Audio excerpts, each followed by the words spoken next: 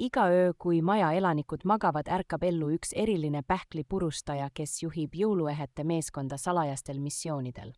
Pähklipurustaja, kelle näol on otsustav ilme, jagab oma meeskonnale ülesandeid, näidates käeliigutustega maja erinevaid osasid.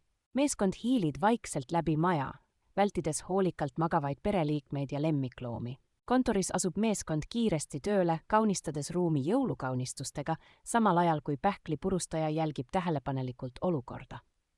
Köögis muudab meeskond tavalise ruumi jõuluimeeks, lisades pisikesi detaile igale poole. Lapse magamistoas lisavad nad ettevaatlikult jõulurõõmu, jälgides hoolikalt, et mitte äratada väikest magajat. Tagasi elutoas otsustab meeskond lisada viimase lihvi, asetades ühe neist kuuse tippu uueks ehtekuningaks. Kui koiduvalgus hakkab tuppa hiilima, naasevad kõik oma kohtadele, jättes maha imeilusa vaatepildi, mis ootab maja ärkavaid elanikke.